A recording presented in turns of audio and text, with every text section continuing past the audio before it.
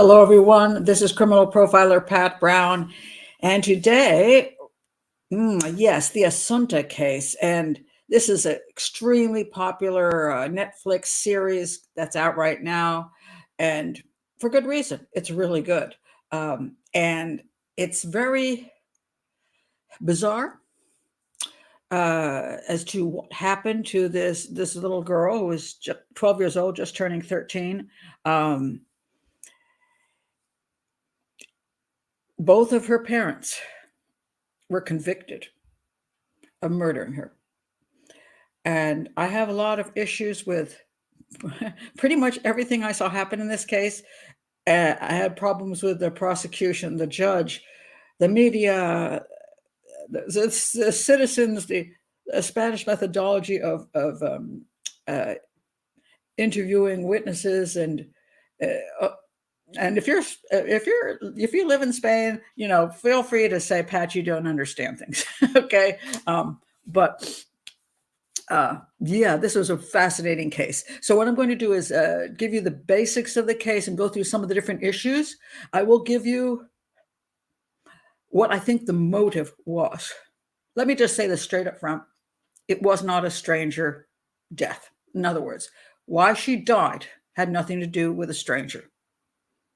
This was very much so somebody connected to her, or two somebody's connected to her. Okay. Because there's just, I'll tell you why that is absolutely true. But so the question in this case for me is more, what was the motive? How did it go down? Why did it happen? And it's very, very tricky. And I will say this, I spent most of last night awake. That's why I'll have Alzheimer's early because I don't sleep well. Not because I have nightmares of dealing with these cases, but because sometimes they are so fascinating to me that I try to go to sleep and then I turn over and go, what about this piece of evidence? What about that piece of evidence? And so I wait. So I just turn over and I, take my iPhone and I'm like checking stuff out. And then I go, okay, enough of that. Go back to sleep. And I put the thing over there. And interesting enough, when I do go back to sleep, I never have bad dreams. People think, if I'm studying homicides, I'm going to be like having all these nightmares, like some people trying to sell books claim they have.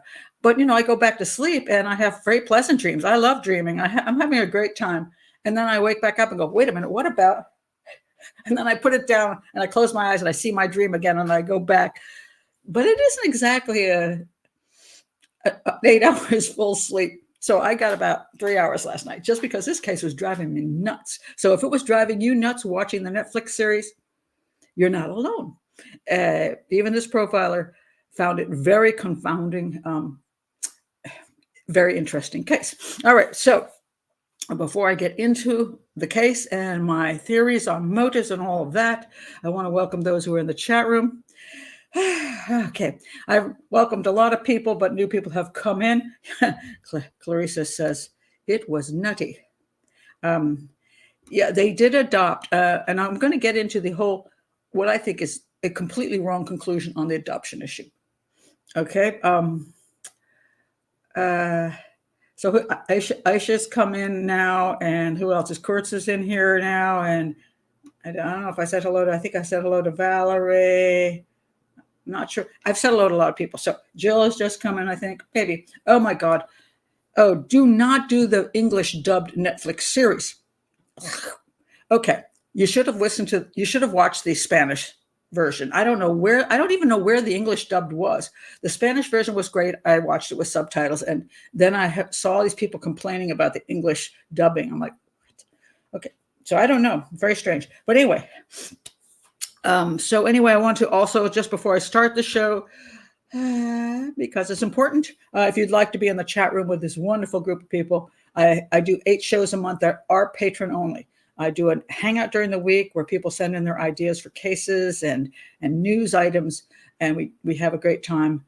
And then I do a case show every weekend, which is patron only, so that we have a pleasant community and not everybody in the world comes in.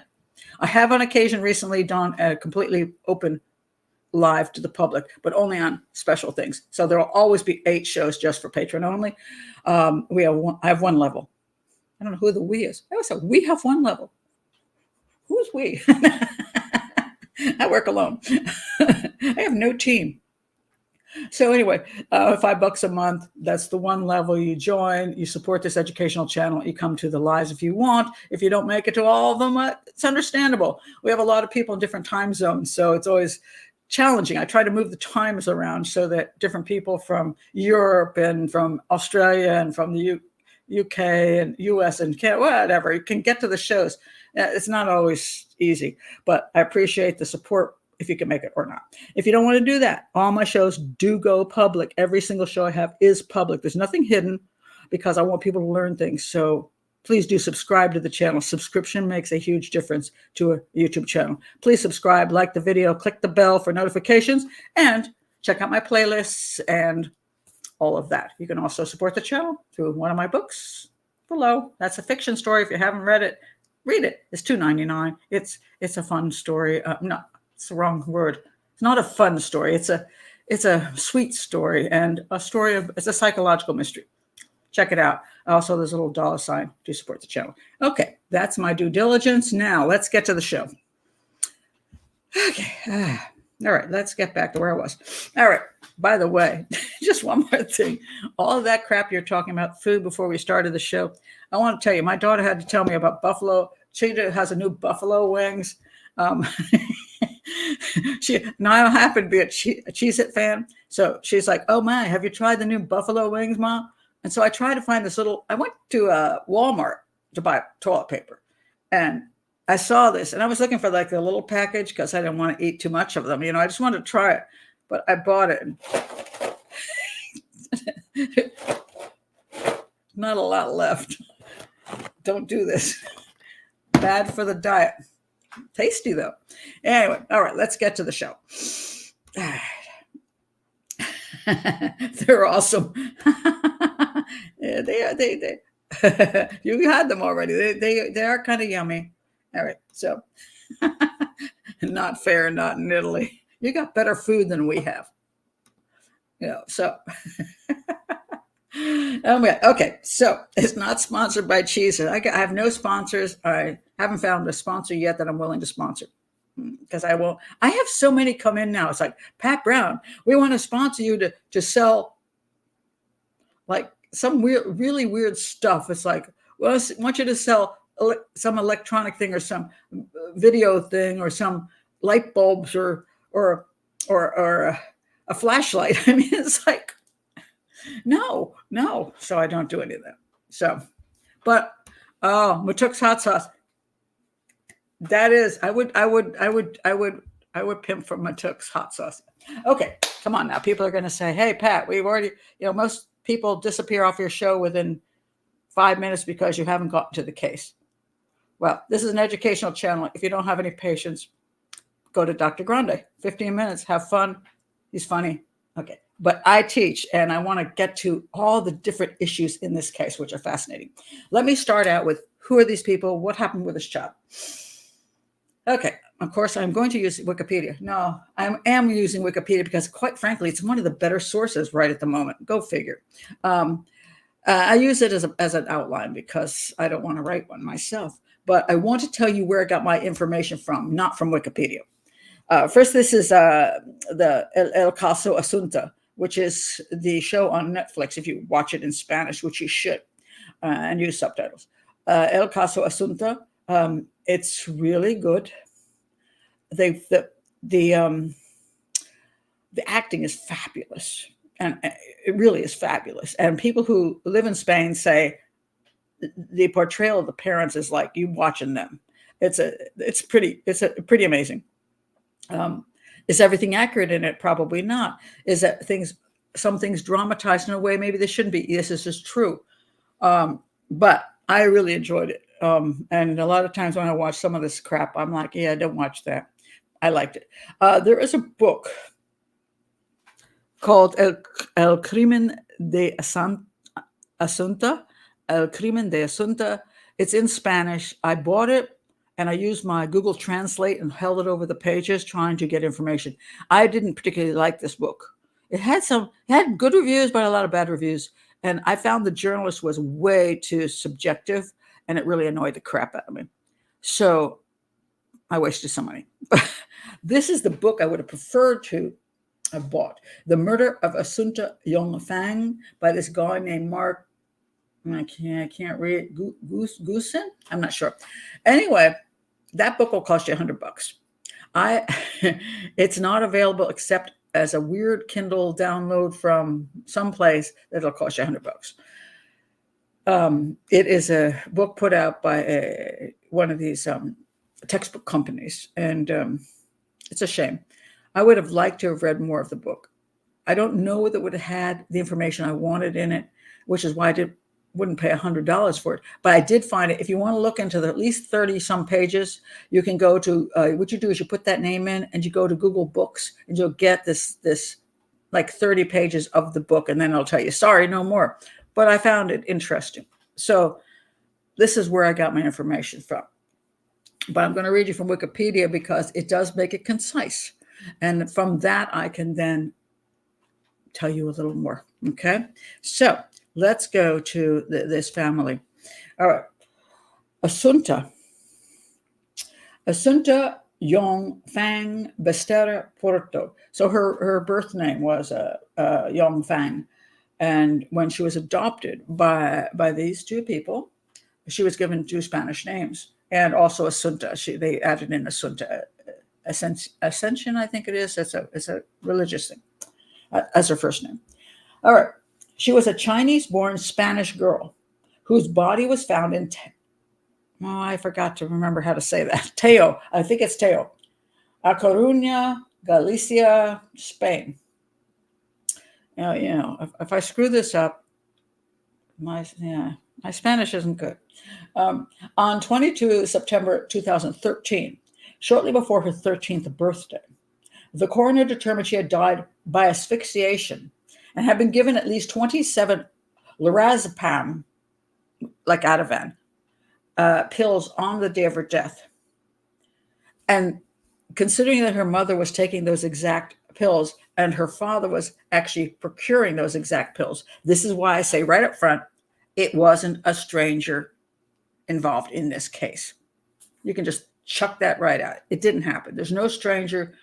Clearly, that the drugs in her system pointed toward her parents, and also the timeline, which I'll get into. The coroner determined she had died by asphyxiation. And I'm going to get into the asphyxiation issue because this is where I think this whole case just goes, it becomes, how can I say this? Crap. It's the only word I can think of. Crap. The judge, I was not fond of. I was not fond of a lot of stuff I saw going on in this case. And I am very, very pro. Anybody knows me. I'm very pro police. I'm very pro prosecution doing their jobs. This is one of the most horrific things I've ever seen. Not because there might not be one of these people guilty, but the way it was done and how they, I'll get into it. All right. The coroner determined she had died by asphyxiation, and she had been given at least 27 lorazepam pills on the day of her death, more than 9 times a high dosage amount for an adult. Both of these things I believe are true, by the way. I do believe she ingested this level of drug that caused her to get to a certain state. And I do believe she was asphyxiated. However, I think a lot of stuff on this case and how it happened is incorrect. And this is why I spent so much time waking up in the middle of the night going, this doesn't make sense. All right. The investigation of the death became known as the Asunta Basterra case, or the caso Asunta Basterra. All right. Now, to let you know how it all ended up, Asunta's adoptive parents, Alfonso Basterra Camporo, I can't do the double R's, and Rosario Porto Ortega, were found guilty of her murder on 30 October 2015. According to court documents, the couple periodically drugged their daughter with lorazepam over 3 months.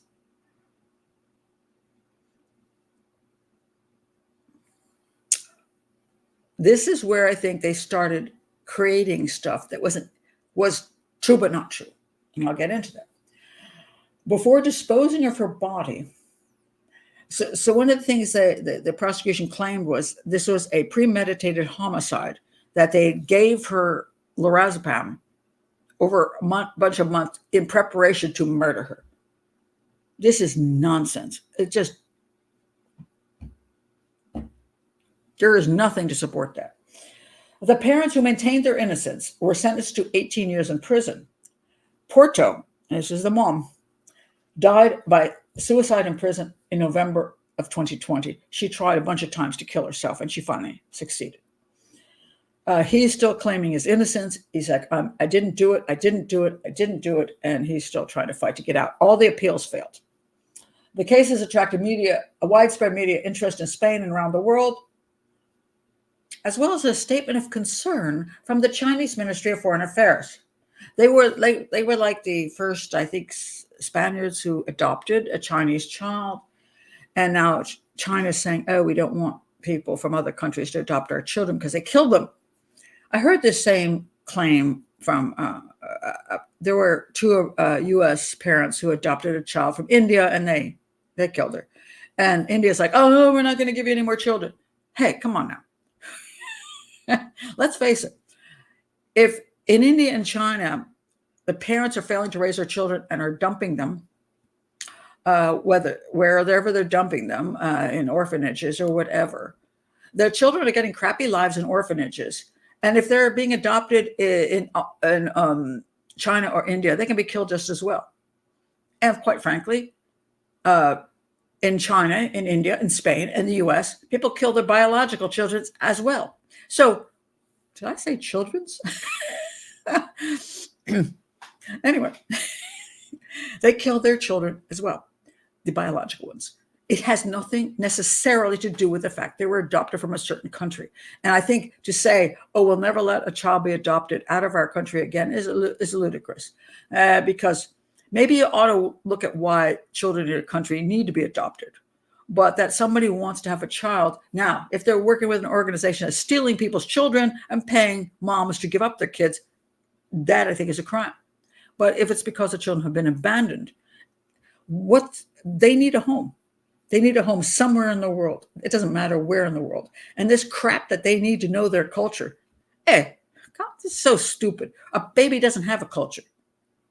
A baby's complexion or eyes or facial structure has nothing to do with culture. That's a biological thing. If a baby is taken out of a certain location to another location and raises up somewhere, then they become part of that culture. They don't need to learn another culture because they're not of that culture. It's just genetics. She's a Spaniard. She was adopted at 9 months by these two people who, I want to say, really cared to adopt her. Yes, I am a parent of one adopted child. I have 3 children, one adopted, who I adopted in the U.S. at 5 years old. These parents, as far as I can see, made a great plan to adopt a child because they wanted one. They didn't adopt a child to abuse a child. They loved this child, and I will stand by that. I believe they loved Asunta, and she was their only child, and she had a really great life until everything went to hell, and I'll explain why that is so.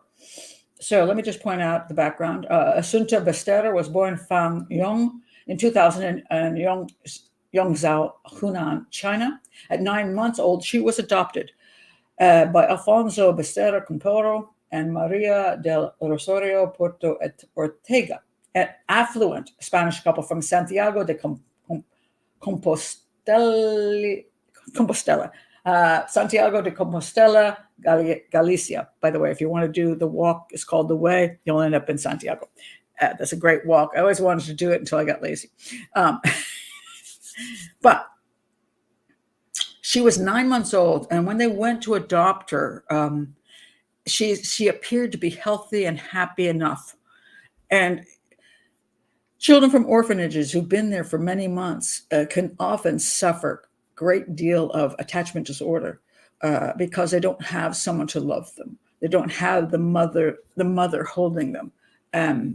this is why one has to, I'll just say this, be very careful when you adopt, because whatever happens in those early months can affect a child tremendously. I adopted a child at 5 years old, and luckily for me, my son is in his 40s, 40, 41. And he's a good man. He's a good citizen. He's a good guy. But there were 5 years of his life that were, and people question why it would take that chance. And looking back, I think it was not the brightest thing to do, but I'm glad I did it because I have my son. So, but even 9 months in, you can have a child who has attachment disorder, and it can be very difficult. They believe they found a child who seemed to be not that way. They seemed she was happy. They were thrilled to adopt her. Mom had lupus. She was able to get pregnant, but because she had some lupus and had physical issues, they said, "Hey, don't do that." So she made the choice with her husband to adopt this child. And they were so ecstatic about it. And they went through the whole process. They were excited to go to China. And there's nothing. So if anybody goes, "Oh, it's because she's an adopted child, they didn't care about her as much as a biological child."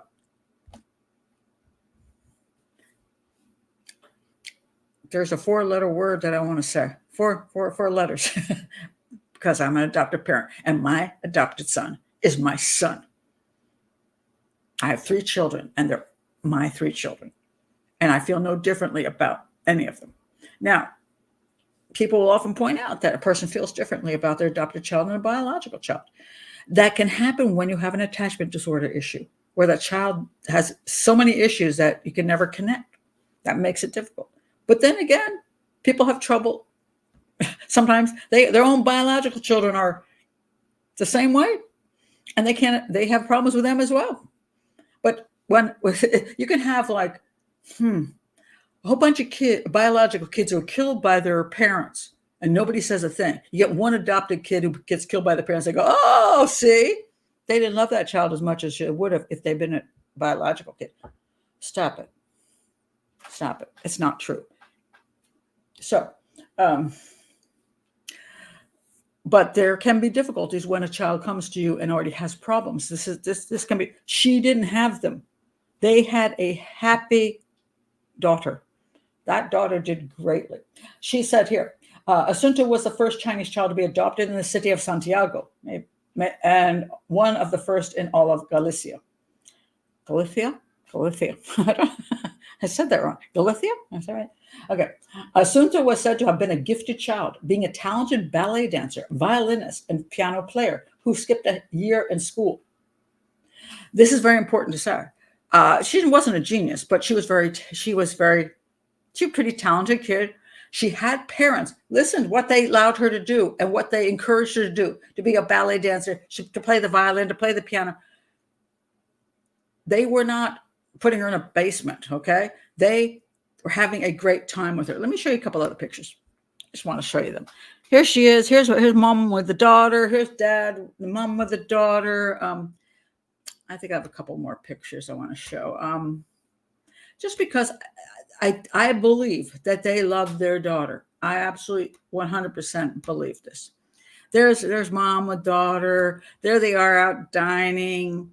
Let's see, there they are again. They're having fun with her.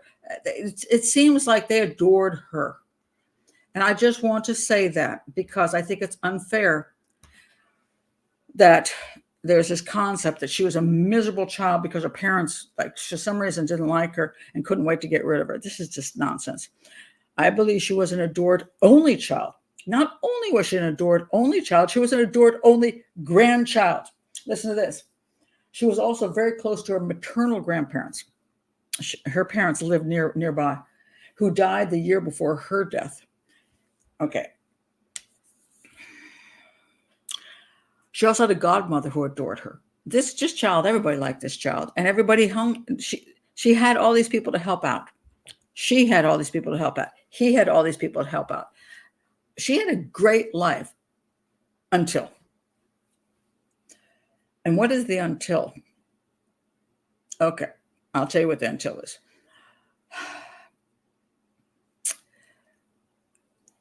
Their marriage was shaky, was a shaky marriage. I don't know what was going on in the marriage. I do not. I think he might have suffered from borderline personality disorder, that he was very obsessed. He didn't want to be left. He was terrified of being abandoned. And I think he was very controlling. I think she got fed up with it. She had an affair with a guy she worked with this guy, and she was like off to Morocco, and they were like having a good time. The man was a married man who had no intention of leaving his family. And she says, I knew he wasn't going to leave the family, but she enjoyed the romance. She enjoyed the freedom.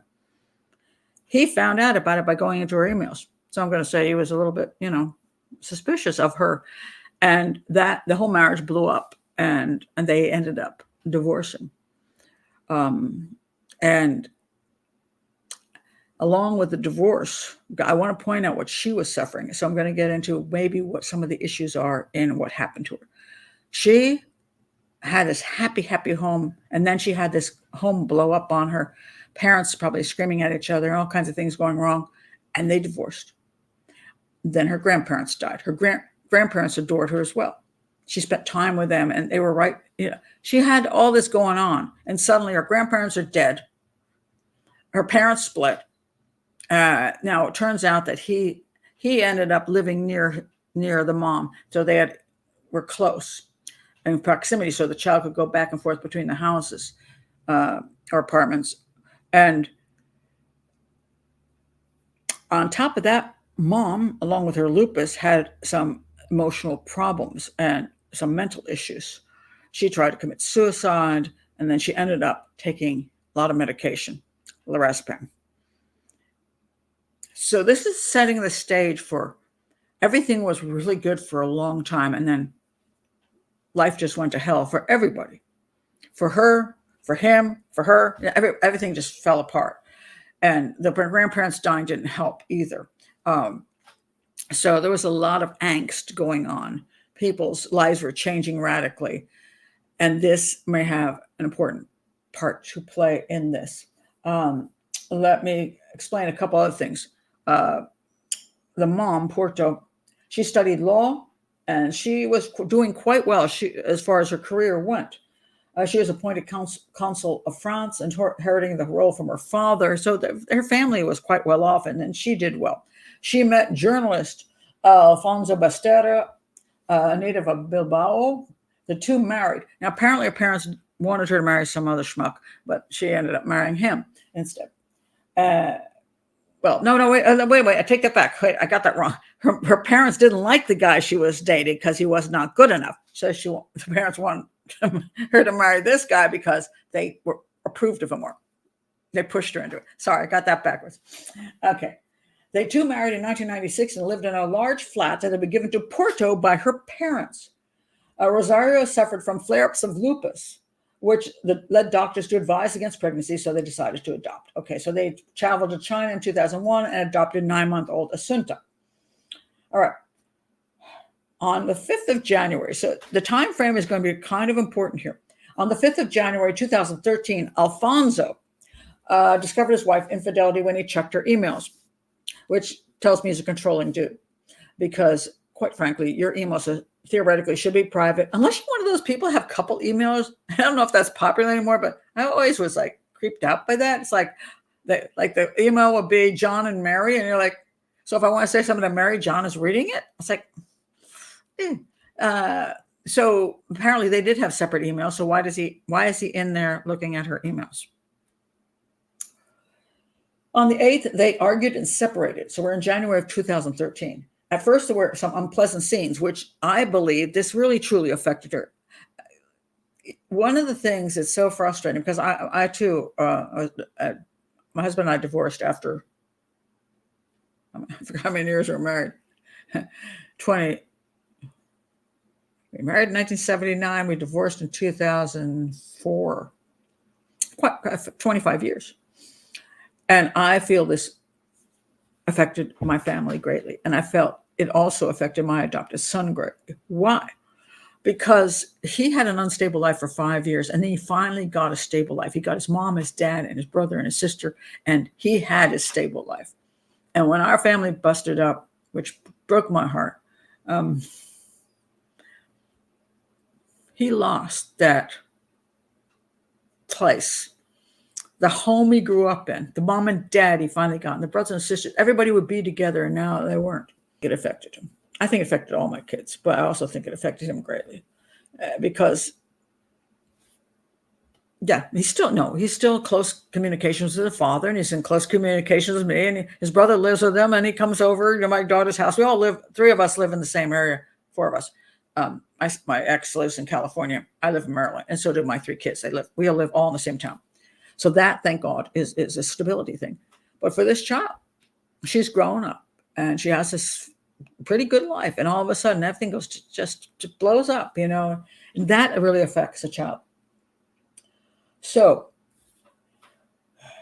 at first there were unpleasant scenes when they argued and separated. Alfonso sent her constant messages with reproaches and accusations, and I've seen his messages. He would send something saying, "I love you, and I want to be. Let's make this work." Blah blah blah. I don't want to. And then he would be angry, and so he's going back and forth. He was suffering a lot of. He was very upset. Well, his wife cheated on him. She did in fact break her vows. He might have been overly controlling, which is maybe why she broke her vows. But regardless, everybody has their own issue, right? So he went to see a psychologist, and with time, the couple reached an equilibrium. He took care of the girl and Rosario. So what happened was he moved nearby. She had work and all that stuff that was going on. He was an independent journalist who was mostly living off of her money. Let's face it. After he left the house, he's like, "Where am I supposed to go?" So he ended up in this, small flat, and she had all the money. By the way, one accusation is why they killed. Their claim was that the parents killed Asunta was because she was going to inherit her grandparents' money. That is nonsense. So let's throw that out. She wasn't in line to inherit that. The money was going to her mom. So the mom already had the money. So she was pretty well off, and he wasn't very well off, but he was trying to hang in. He had an obsession with her. There's no question in my mind. I don't know if he loved her or was obsessed. I don't know. But he lived right nearby, so that then after they separated, divorced, the daughter could go back and forth between the homes, which is a nice thing. And because she was working and had lupus issues and had mental issues, he was stepping up to the plate and helping her, taking care of the daughter, and also trying to help her out as much as possible so she could function. Not a terrible thing. She suffered from depressive episodes in exchange. And so Rosario helped him, Alfonso, financially, and he helped her manage life, essentially. They lived in close quarters. He could be with the daughter whenever he wanted. Asunta split her time between the 2 homes, walking the short distance between them, which we should say that is what we would want from all divorced parents, that the child, it doesn't have to get just the weekend. She can go back and forth and see both her parents, and they can be friendly. This is a great situation. All right. On June 26th, so now we're going 6 months into the future, Rosario was admitted to the neurology department of the Hospital Clínico de Santiago due to a worsening of her illness with dizziness, instability when walking, and drooping of an eyelid. She remained there till July 1st. Her ex-husband reached a pact with her. He will take care of their daughter, but he imposes a condition: she must cut off the relationship with her lover. Now, I don't know whether it was totally lupus or that it was also medication that was causing all her problems. But he's like, "Look, if I'm going to go all out and take care of you and take care of my daughter, can you at least not run around with this other married guy?" It's like humiliating. So she agreed. She didn't keep that agreement, by the way. Okay. So that's the setup we have here. What we have is somebody who's mentally unstable, somebody who's probably got, I would say, a borderline personality disorder, a child who's caught up in the middle of it, who's also lost her grandparents, and her life is like screwed up, and her mother's nuts, and her father's whatever. So this is the basic setup. Okay, I'm going to just go some comments. I'm going to go to the next aspect of this case. Horner's syndrome. That could be Horner's syndrome. I have heard about that myself. Benjo says, I'll be honest, I've never seen a benzo withdrawal seizure. I suspect it could be tonic-clonic. I'm not overly familiar with that, but I'm going to get into some of the issues of the amount of drugs she was taking. He does seem very manipulative. It's hard to say whether he's manipulative because he's a manipulative guy to begin with, or because he was driven to it by her behaviors, or both. See, it gets very complicated. I'm going to put up Lisa's information here. Benzodiazepines are like lorazepam, may be abused similarly to opioids. So a common misconception may be that the two are similar or the same drug. In fact, they're very different. Benzos are nervous systems depressants that are used to treat anxiety, while opioids are pain relievers. Yeah, I'm not an expert on that, but that's what I've read. Okay. There's nothing wrong with why they adopted a child. I'm sorry, this very much upsets me. China has every reason to allow them to do, and they have every reason to want to adopt a child. But, when a child is abandoned, if anybody wants that child and wants to give them a home, good for them. I don't care where the hell you're from. And I don't care what race you are, what culture you're from. It's all nonsense stuff. So you adopt a child at 3 months from India. You don't have to spend the rest of your life trying to show that child Indian culture. The child's not Indian. They're American if they live here. If they're in France, they're French. If that family moves to China with a 3-month-old and they live in China, they're Chinese. I mean, I'm a lover of cultures around the world. And I have no problem with the fact if that child moved from India at 12 years old, I would keep their culture alive. Why? Because they're Indian American. Because they've grown up there. They understand the culture of India. They may speak the language of India. At 3 months old, you're not Indian. You're just a baby. You're a baby. Now, my son, when he came, he was 5 years old. And I kept connections to his foster family and to the state he was from, the state, because I don't take that away immediately, because that's what he knew for 5 years. So if I adopted a 5-year-old child from China and she's speaking Chinese, when she grew, I would try to be more, I would try to allow her to slowly adapt into a new society and still appreciate where she was born. That's true, because she actually was there and was a child of that culture. But if a 3-month-old and 9-month-old, they ain't from any culture. They're baby. So whatever culture they grew up in, she's a Spaniard. She speaks Spanish. She's a Spaniard. Now the family allowed her to, or introduced her to, because she looked slightly different.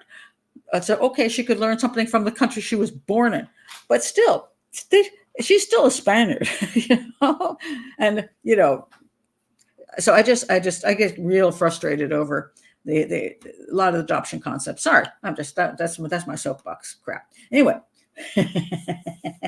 but okay, let's start here. Okay, so here's where we are now. There's going to be an episode that happens before the death of Asunta, which I'm going to mention here because it's bizarre. On the night of the 4th to the 5th of July, a strange incident occurred that could not be explained. Between 2:30 and 4:30 a.m., a man tried to strangle Asunta in her room. Rosario claims that the keys were carelessly left in the door while she slept. She heard noises and got up. Now, in another story, I hear that she screamed, "Mom."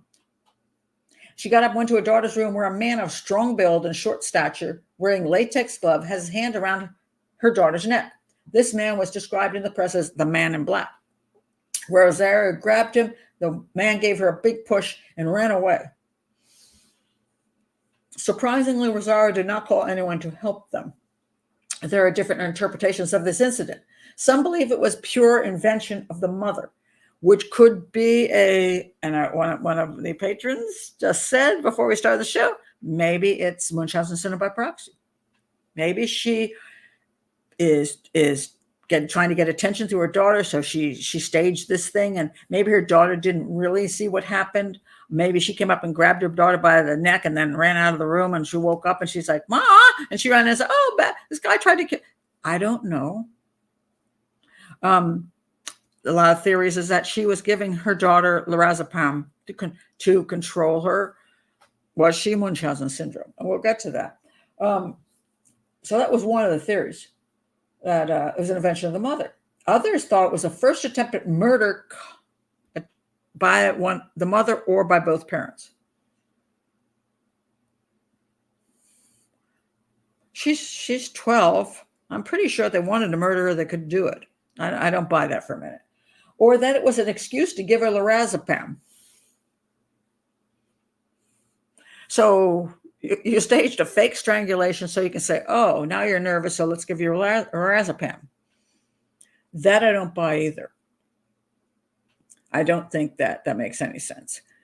Now, I have another possibility here. At the trial, the neighbor of Rosario's claimed that no one entered the house at night because her dogs did not bark. Mother didn't proceed to file a complaint. Asunta told her best friend by WhatsApp that someone had tried to kill her that night, but she did not speak about it again. Now, whether she was going on what her mother was saying or whether she really knew, I don't know. She told this story with signs of distress, and the friend's mother contacted Rosario and urged her to report it. Rosario went to ask at the police station in Santiago, but decided not to report, although she told her friend's mother she had. That she might have decided not to. I don't know. This is all very weird. Do I believe it was an outside person? No, I do not. So either it was staged by mom to I don't know, scare her daughter, to get attention. Another possibility was that it was staged by dad, who had access to the apartment. Now, why? I don't think it would be to kill, to harm the girl. I think it would be to scare the mom, because he wanted control over her. And one of the things he wanted was that she was needing him desperately. And if she thought somebody came in and tried to attack her child, she would need him more. So was that a gaslighting type of incident? I don't know. I can't prove it because I don't know what happened. I have no proof of how it happened. But I keep in mind the possibility that mom did it to get attention. Dad did it to get control over mom, to gaslight her into fear. Now, Asunta, of course, regardless of who was involved, probably also continued to destabilize her life. So she's like freaked. She's like, parents are a mess. My grandparents are dead. And so supposedly somebody came in and tried to kill me. What the hell? That can't be a good thing for her. All right. Now, here's where we get the interesting excess of lorazepam. On July 9th, Basterra brought his daughter to music class with signs of drowsiness and dizziness. He claimed that Asunta was having allergies and that an antihistamine had caused this reaction.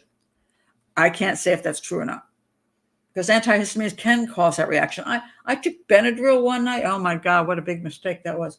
I went to do a police conference where I was a speaker. And I needed to work on my program for the next day. And I took Benadryl on the plane. I was so freaking knocked out for the rest of that evening. I couldn't function. I didn't know Benadryl did that. So it can.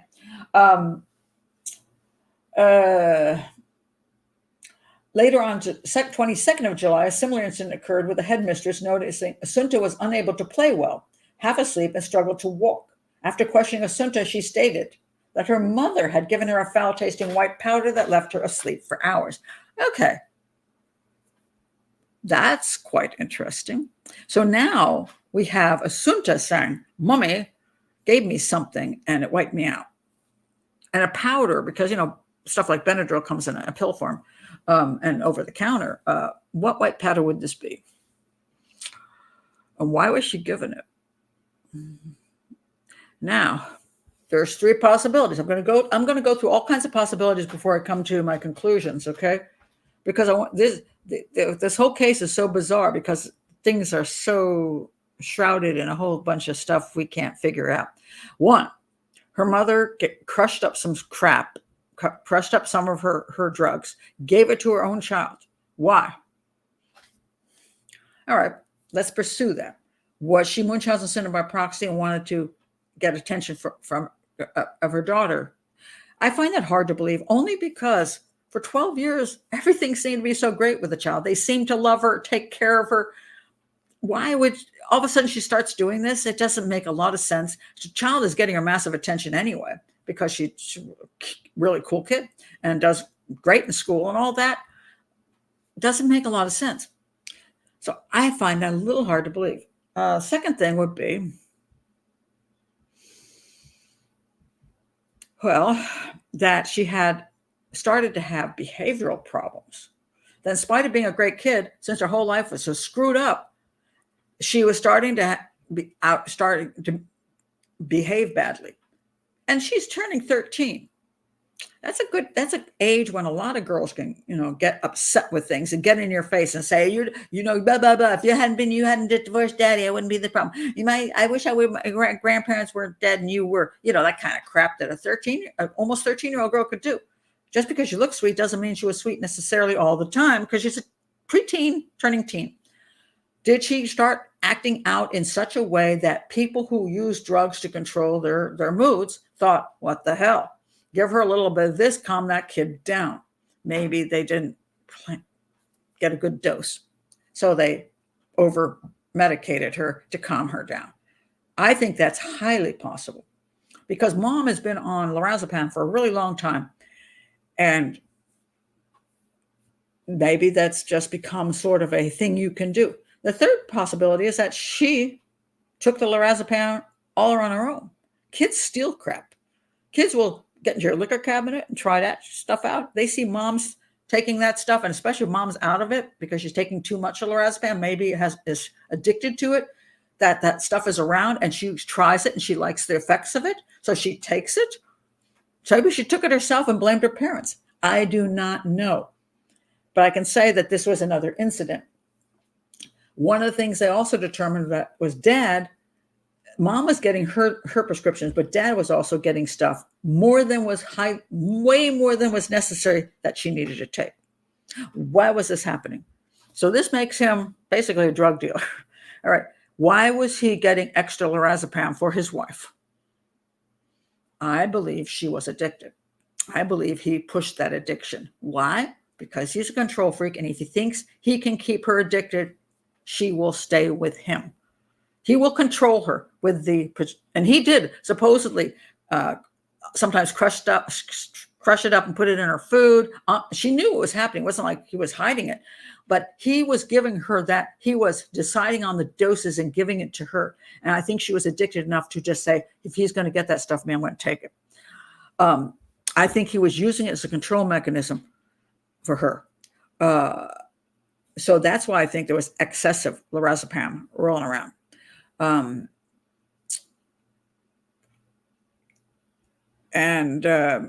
She, I think, could have. So the claim is, before she ended up dead, the claim that the prosecution has was that the dad and the mom for months drugged her with a plan to eventually kill her. That makes zero sense. That is the stupidest thing I've ever heard. If you want to kill somebody with lorazepam, you just do it one time. You don't need to be giving them lorazepam for 3 months. What the heck does that make any sense? It's just this whole case. That judge couldn't stand them. The claims that were made in the courtroom were ridiculous. I just couldn't believe the prosecution came up with the stupidest stuff I've ever seen. So one of the claims was that for 3 months they fed her lorazepam to eventually end up killing her. No, that's idiotic. And also, anybody, she's a lawyer. He's a journalist. They know that if she ends up dead from the lorazepam eventually, they're going to do an autopsy and a toxicology report, and they're going to say they OD'd her. Makes no sense that they purposely were doing that just to plan for a future murder 3 months later. Nonsense. What's more likely, because she did have in her system and put in her hair lorazepam over some months. I believe she was either getting into her mother's lorazepam, or they were using it to calm her down because that's what she was using it for. So one of these two, The child was taking it herself because she was stressed out over the deaths of her grandparents and the parents' mess, of the whole mess of her life. She took it so she could calm down and do her studies, or her parents gave it to her. One of those two things, but nobody was trying to murder her during those 3 months. That's nonsense. All right. Yeah, well, she was dizzy. She said her parents gave her something. Again, she could lie. Oh, could she not lie about that? Of course, kids lie about that crap all the time. Oh, yeah. Oh, I'm drunk. Why? Because my mommy gave me something to drink. Yeah, right. Not necessarily true. You stole her crap and you drank it. So I can't say whether she was telling a lie or telling the truth, because it could be either way. All I can tell you is that she was ingesting lorazepam during 3 months period of time by either her own self or her parents, but it was not to murder her. We're getting down to the issue of the crime as opposed to whether they were handling things well, okay, prior to the crime. All right. Let me check out a sample. Okay, here's an interesting comment. Wait, not from Alex. Wait a minute. She could have taken. Okay, that too. Thank you, Sarah. She could have taken them for attention. This is true. Like, you're always ignoring. Now you're ignoring me. Mom's a mess. You're doing this. I can take drugs too. Look at me. She could have been taking it for attention. Absolutely. If they were giving it to mellow her out, it would explain the dad for procuring more. Yes, I think that's possible, but I personally think dad was procuring it because she was way above her dosage level and that he was using that to control her. I believe that because he's a control freak and he wanted her back. And I think she was addicted, and that he was her. Because, she was divorced from him. She was divorced. She didn't have to see him at all. She didn't. By the way, she's wealthy enough. People say, oh, well, it's because he was taking care of the kid. She's got so much money, she could send her daughter to boarding school. She had a godmother that took care of her. She could hire anybody to take care of her. She didn't need him to take care of her.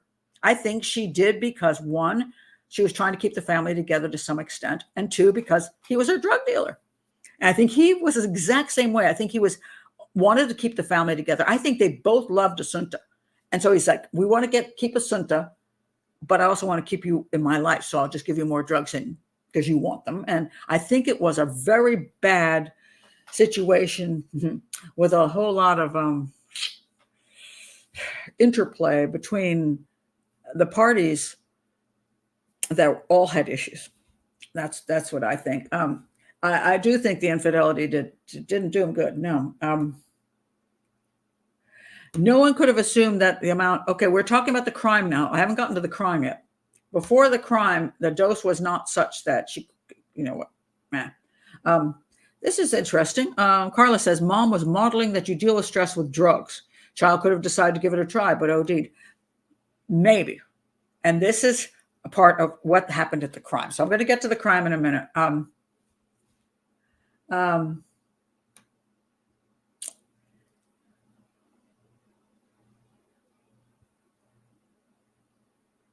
Yes, this is correct. He did manage her meds and administered to them.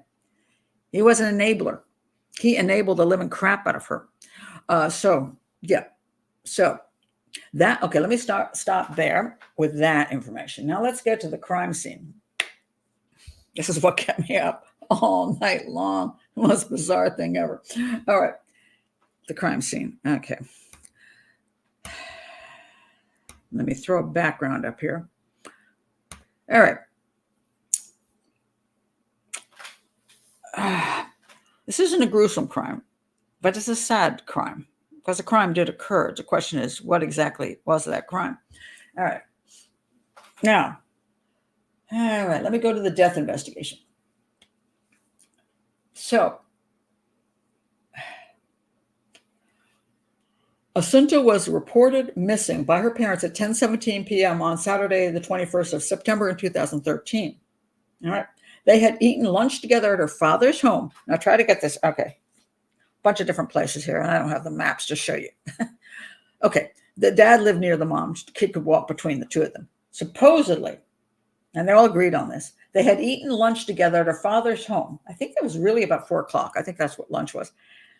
And this is important because the question is, if lorazepam was put into the food, which is what the prosecutors claim, that they both the parents poisoned the food of the child to cause her to have 27, 29, whatever it was, approximately, tablets in her system, which is an OD thing, which would put her into a coma and then possibly cause death.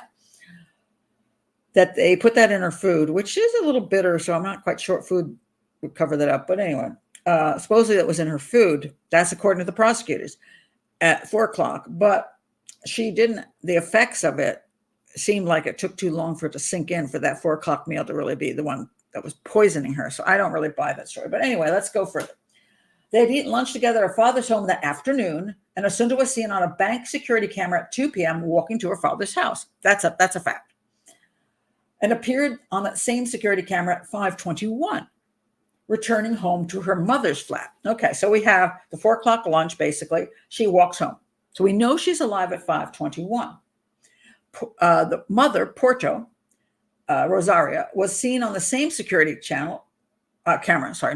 security camera, walking home at 5:28. So essentially they finished lunch and Asunta walked home, and then I guess Rosaria had something to say to her ex, and they chatted for a second. Then she walked home. So now dad is at his place, mom and the daughter at her place. Yeah. Porto initially told investigators she left home around 7 p.m., leaving Asunta at home doing homework. And there's evidence that Asunta was doing homework. She liked to lay her books out on her floor in like a big circle, and she would work on everything. She was there doing her homework. She said she left her there and went to, drove to her family's country home, a finca in Teo, in a place called Teo, located about 20 minutes outside of Santiago. All right, so supposedly, so this is the Rosaria's family home, right? The parents where her parents died in, and now it's hers, right? And she had there were some bathing suits, and she was supposed to, we're going to go to the beach the next day. I forgot the bathing suits, they were over there. So she said to her daughter, so she claimed, work on your homework. I'm going to drive over to the farmhouse there. I'm going to pick up the bathing suits. I'll bring them back for tomorrow's outing. All right. So she said she had driven alone to the family's country house in Teo, located about 20 minutes outside of Santiago. And when she returned to the apartment at 9:30, so she was gone 2.5 hours. And the problem with the 2.5 hour thing right away is that if you went to pick up bathing suits, what are you doing for the other hour and a half? But it is your home. It's your parents' home. You could get distracted easily doing all kinds of things around there. So it's not unreasonable. All right. She returned to her apartment at 9:30, and she found Asunta was not there. Porto said then she called Asunta's father and many of her friends, and none of them had seen her. And so then so she, then they went to the police very quickly, by the way. After they couldn't find her, nobody knew where she was. They went straight to the police. This is important because Rosaria is saying she couldn't find her daughter, and now she's going to the police. All right. So,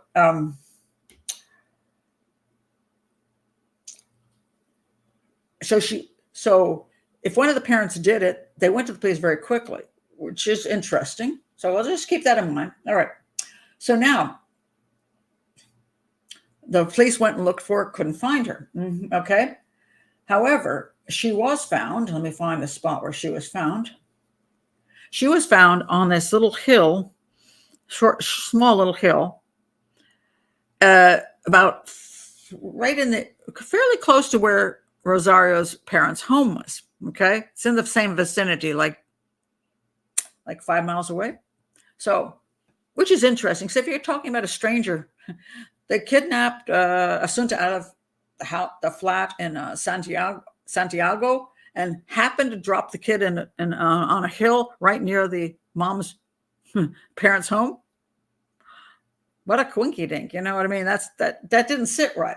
But anyway, these people walking around in that area taking walks, saw her body, and they called the police. And I'm not going to get into all that because it's really quite unnecessary. There's a lot of arguments over who saw the body first and who saw the body second, and whether they saw the body when her body was there. Okay, they found her body. They told the parent, "We found your kid." In the show, it's interesting, and I don't know the accuracy of this. They should when they tell the parents that they found the child and the child is dead. The mom sort of looks like she's in shock. The father like falls apart and is crying his little eyes out and running out of the room and going insane. I don't know if this is accurate to true life. I've tried to figure it out, what the reactions were of the parents, but I tend to believe that is accurate. I'm going to explain why I think so with the motive issue. All right. So anyway, her body was discovered in the early morning hours of 22 September, around 1 a.m. on the side of a small mountain road in a parish of San Simón de Ons of Cachieres in the municipality of Teo, just 5 kilometers, so 3 miles from Rosario Porto's country home in Montauto, all right, also in the same jurisdiction. Okay, so they found that. Now, what happened after that? Not long after. So let me explain the situation where her body was found. This is where so much of this is confusing. First of all, I think I can't find an accurate autopsy report. A lot of the stuff that's claimed sounds like nonsense, and I can't tell exactly how they determine things. So I don't know what to believe. There was no sign of sexual assault, although there was semen found, a couple drops on her shirt. And this is where everything got thrown off for a while. Apparently, there was contamination at the lab with some guy completely far away was accused by some kind of date rape thing, accused somewhere of raping this girl. And his DNA was in the lab, and they were cutting up stuff with scissors and somehow ended up on her. But he was never in the area, so it made no sense. It was tiny little droplets on her, like terrible lab contamination. But threw everything off for a long time and made people think, oh my God, she was sexually assaulted. But that, again, lorazepam in her system right near her mom's family house. Some stranger dude coming into town is not going to dose her up with lorazepam and then drop her next to the house. That's nonsense. So that was a lab error, but it screwed things up. She's found like this. She has no sign of violence. She's just sort of dead there. And her clothes are still on her body. But you'll see a couple interesting things. And I have a theory to explain this, although it might be a shabby one, because one thing I can tell you is what I think happened motive-wise, what may have happened, and where I can't go past what I know and claim a whole bunch of stuff that's because I'm so brilliant. I can get in the mind of whoever killed her. Okay, I can't do that. She is laying there, and one arm is the left arm is up like this. The right arm has a jacket hanging off of it. And you wonder why the jacket's not on her. How did the jacket get off of this arm? Half off. That's very weird. I'm going to tell you why it's weird when you hear what the prosecution claims happened. Secondly, she doesn't have shoes on, which is interesting. Where the heck are her shoes? Now, there's there next to her body. Let me show you a better picture here. Next to her body, there you can see the crime scene little numbers there. Those 3 numbers to the right apparently are where 3 pieces of red twine were found. Twine they claimed were around her feet and hands. Now, that while she was still alive, not after she was dead, while she was still alive. All right. So I don't trust the autopsy report or that coroner, whoever the hell managed this case, because supposedly there were like small marks on her hands. And I'm like, what kind of marks were they? How were they on her hands? Were each one of her wrists completely encircled? Were part of her wrist not encircled, so the 2 hands were put together? What are we talking about? Her feet were bound together. How were they really bound together? How were they bound together? I don't know, because the autopsy report seems to be either missing in action or complete crap. However, there are 3 pieces of twine there. And then you have to ask this question. If those pieces of twine were around her wrists and her feet, like putting her wrists together and putting her feet together, I don't know why there's 3 instead of just 2. Then you have to ask the question, why aren't they on her still? If somebody dumped her with the twine on, binding her, those her extremities, why did they take them off? What the heck? And why is a body in that weird position if their feet and arms are bound together? Why would their arms and legs be in that weird position? You see how difficult this is? I'm going to stop right here and just want to ask, what do you think? I've got my theories on it, but I want your comments on that. What a weird set of circumstances that they're looking at here.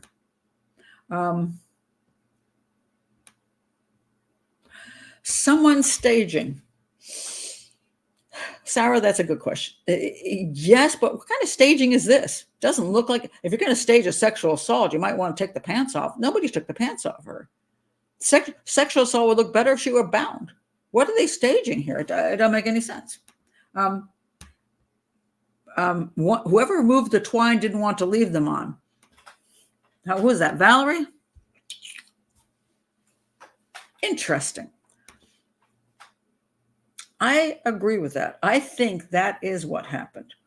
But then, of course, you can ask, why is the twine still next to her body? But I think that, to me, is the only thing that makes sense, that somebody purposely removed the twine for a reason. I'll get to that.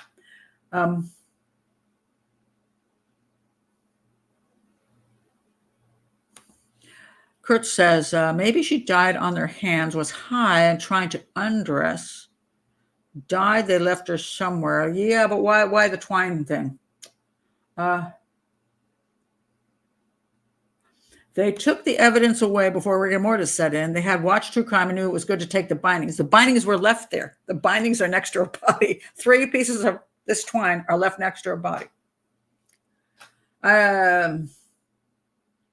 Oh, the mushroom issue. They found, this, I read this and I couldn't make a head or tail of this. The show alluded to mushrooms several times since Asunta didn't like them and therefore supposedly didn't eat them at the last meal, yet they found them in her stomach. But they found them in her stomach. What you think they stuffed mushrooms down her throat? You see, this is where so much of this, whoever handled this case, I'm appalled at what I see. She didn't like mushrooms. Who said she didn't like mushrooms? Did she not like mushrooms if they were alone? Is it okay if they were in eggs?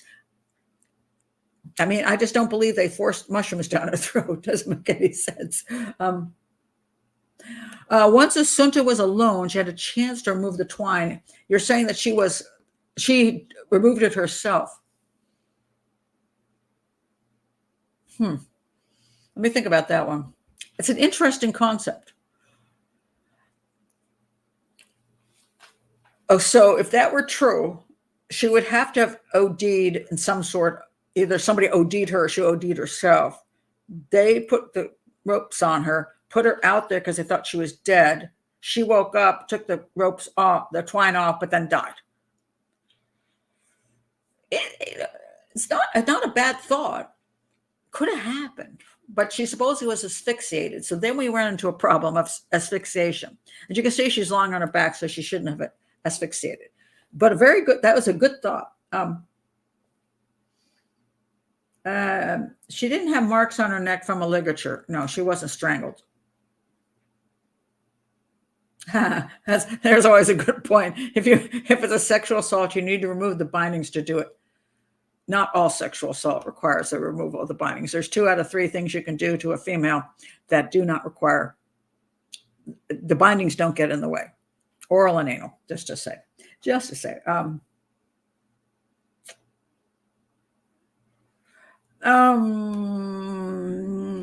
it be like the Ramsey case, says Lila? Somebody tied her up and then cut it off, and like the parents, they felt guilt. They wanted the authorities to think she'd been kidnapped, killed by a stranger. Possibly. I think so. It's possibly. So let me go on with the twine thingy. Okay. The dang twine. So anyway, after they found her like this, very strange situation, they went to the farmhouse. Now, one of the things they do, which I think is the most bizarre thing I've ever seen, I thought it was abusive. In Spain, they take the suspect with them to the location of crimes and as they search They searched their houses with them standing there, searched the country house with them standing there to see what the reaction would be. And so they can ask them questions during that time. Apparently with a lawyer present. I found this highly abusive because, first of all, you might have parents who are completely devastated and God knows where their brains are at when they see this happening. It's more devastation to them to see this. I just thought it was horrific. And so, and with Rosario has mental problems. She's already, she's maybe needs more of her medication because she's now coming off of the medication and she's desperate to have more medication. She's out of her mind. And you put her through this kind of thing in that circumstance, I find that abusive, and I think that should be illegal. But hey, it's not my country. So anyway, they took her to the farmhouse. And when she got to the farmhouse, Rosario did an interesting thing. She said she had to go to the bathroom, and she ran upstairs and went near this wastebasket that had more of the red twine in it. According to the police, they said that she seemed like she made the excuse to go to the bathroom in order to grab this red twine and remove it from the trash can, because that red twine was the same kind of red twine that was next to the body of her daughter. And there's no proof that it's actually the same. They try to prove it scientifically. It's a fairly unusual. It wasn't sold that much in the area, but they couldn't prove it was exactly the same one because I guess the cut marks didn't come together like this or anything. So they weren't able to prove that this was actually the same, but hey, come on now. I'm going to say it was there. And why did she think she needed to do something about it? All right. So here we get to, where did the crime occur? And I will say this: I see no way this crime could have occurred back at the flat in Santiago, in the mother's home or in the father's home, because this was in the trash can at the other place. I can't see that they bound her up with some red twine, took her to the other house, and then took her here, and then it doesn't. I believe that the reason the red twine was there in the trash can because it was used at that home, which means that she was brought here and the red twine was then used at this point in time. Why it was used is a whole nother question. But I believe that there was a sighting. Here's what happened with Rosario. Rosario claims she went to the country home, leaving her daughter doing homework. And she came home and she was missing. Then she called up her dad, Asunta's dad, said, "Where is she? She's not here." And they couldn't find her. They went to the police. Later on, they saw a video of Rosario's car going at this gas station, and Asunta was in there with her in the front seat, in the passenger seat. And then Rosario changed the story because she'd been caught by video. She said, "Well, okay, this is what really happened. I was home with her and I said, hey, we're going to go get the bathing suits." And she said, "I want to do my homework." I said, "Come on, just get the bathing suits." And then we went to get the bathing suits. And as soon as we got them, she said, "I want to go home and do my homework." So she returned home, dropped Asunta back at the house, back at the flat.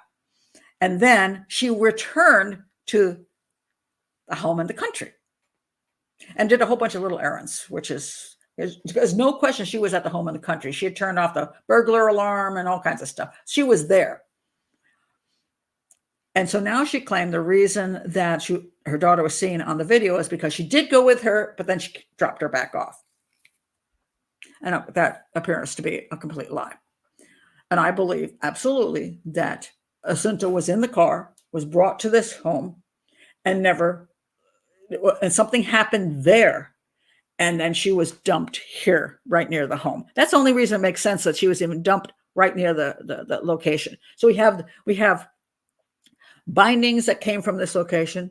We have a dump site, which is right near this location. Something happened at this location. And so the concept that the prosecution has that daddy fed her poisonous mushrooms or something with the lorazepam back at 4:00. And then somehow at 5:30, she made I think she texted a friend. So she was alive then. And then somehow She got in the car, even though she had lorazepam, so much of that lorazepam back at Dad's. Dad was the one who did it with cooperation of Mommy. And then she took her out here, and somehow they also try to claim, like Dad says, well, I never left the house. I stayed home.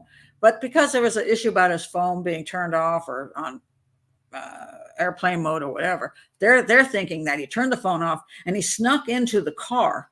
And while Mom and the daughter were in the front seat, he snuck in and hid in the back seat so he wouldn't be seen. Be seen by what? Be seen by what? Wouldn't it make more sense that he's in the front seat with his wife and they go off to the country home and they don't know what happened to the daughter because she was home and she got kidnapped? If they were going to plan this, it makes no sense to have the daughter be seen and him hiding in the back seat. Why? It's just nonsense. So supposedly they say that this is how the prosecution says, I'm going to find it because it's the stupidest story I've ever heard. And the fact that they put this in court just makes me just appalled. This is the, let's see if I can find the actual statement of the, okay.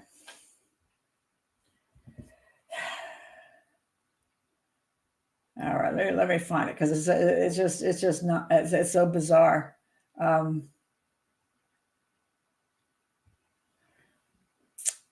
Okay, where'd it go? Okay. Because they arrested the father too and said he was totally in cahoots with her. They never proved that Dad was ever in that car or in the farmhouse. They never proved that. But because he was the one supplying their lorazepam, they claimed that he was in on this whole plan to kill off their daughter. And so they were trying to come up. This was a story they came up with. He snuck into the car, hid. They got to the farmhouse, and she was drugged up by the lorazepam.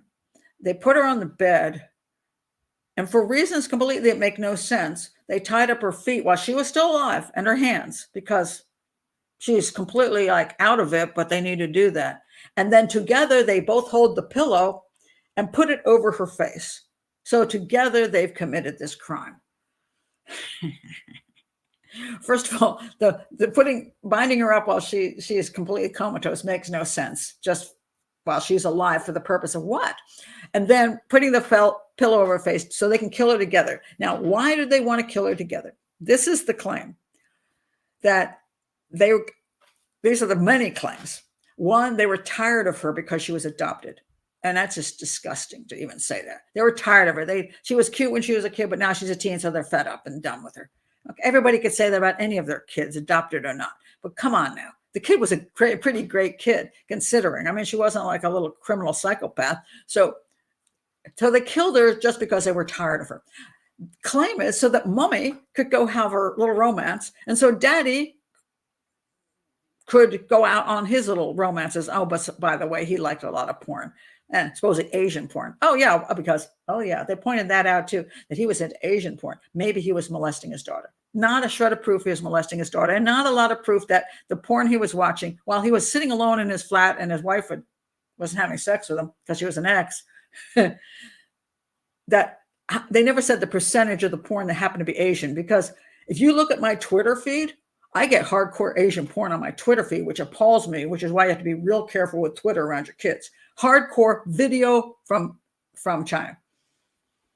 I'm not looking for that, So maybe he had 90% just some stuff and had some Asian girls in there. And he has a right to like Asian women. Just because his daughter's Asian doesn't mean he's having sex with her. Could he be abusing her? Theoretically. Could he be giving her lorazepam so that she'd be sleepy so he can have sex with her? Yeah, you could go there, but there's never any proof of that.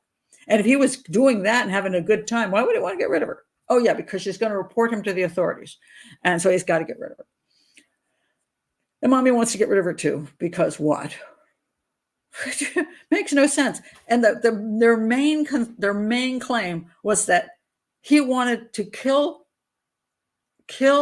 Asunta so he could have his wife closer to him. Hey, once you get rid of Asunta, his wife doesn't need to be around him at all. I mean, not that she can't just have, she's already got a lot of freedom to just have Asunta go away to boarding school and stuff. And she's got money. She didn't need him anyways, mostly for the drugs. maybe for keeping the family together. So keeping the family together was important for both of them. So why would the husband want to do the one thing that would actually get his wife to go run away? That makes no sense. And she was having an affair, but so what? The guy wasn't leaving his wife anyway, so she still was having an affair. She didn't need to kill her daughter so she could have an affair. It's just all nonsense. So there is zero proof that the father ever got in that car or ever was out of the country house. So then what the hell happened? All right. Here I'll start trying to break down my theory. One, she did get in the car with her mother. I absolutely believe that. I do not believe she was drugged at the time. She got to the country house. My mom was there for like 3 hours, and supposedly she died somewhere an hour to 2 hours after she arrived. I believe she was alone with her mother in that house. What the hell went wrong in the house? I do not know. I don't know whether they got into an argument and one of them decided that she's going to kill herself. Like mom said, I'm going to kill myself. They showed in one of the documentary, like crushing up all these lorazepam, putting it in a drink, and she's going to chug the drink. Maybe she was going to do that. They showed that, and then she gave it to her daughter and had her daughter drink that, even though her daughter didn't know it was poisoned. So she decided to kill her daughter and said, I don't buy that one. I think either somehow that lorazepam got in her daughter's system by a number of possibilities. One of these things where mom, you made my life miserable. I'm going to take all your drugs, and the daughter took them, and the mother's like freaking out. Or the mother was half out of it, and she was going to take stuff, and she gave it to her. I don't even know what happened. I can't say. But I just don't see the father doing anything to her back, trying to overdose his daughter back at the house, and then having his wife drive away with the daughter to the farmhouse, because everything seemed to happen at the farmhouse. And it seemed to happen so badly that I believe it's a panic situation. So somehow, for some reason, drugs got into her system. And now she collapses and she goes to essentially a coma. She could have had seizures. Gone comatose. I don't know what condition the mom was in at that point in time. You could ask, why wouldn't she just call 911?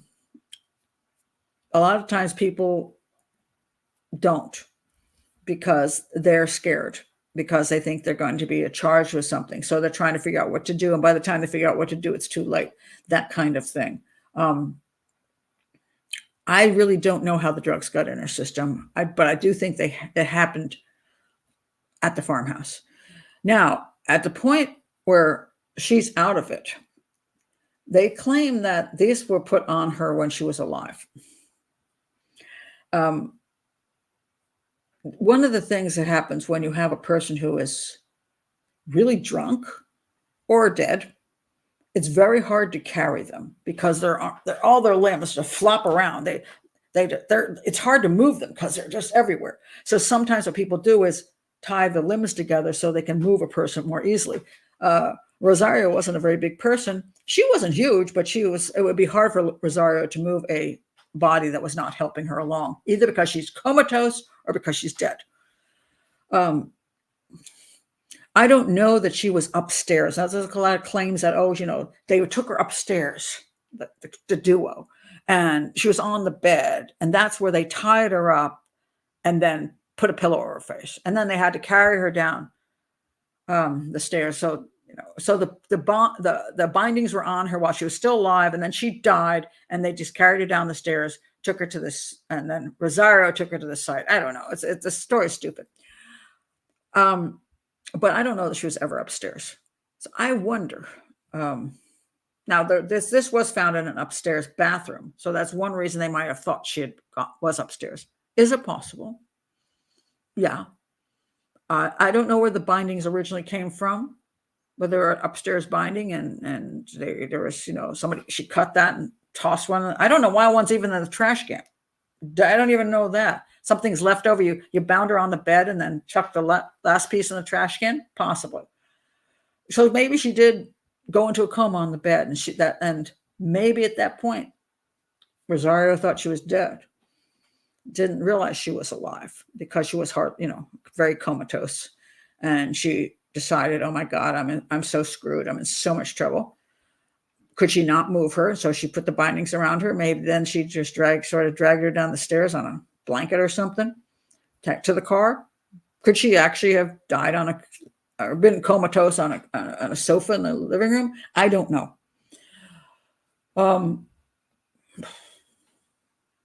But I don't think there was more than one person doing this, because I think this whole thing is so messed up. And I'll explain why exactly. I think for sure that Rosario was involved in this herself. The body somehow gets in the car. This is a country road. Let me show you the country road.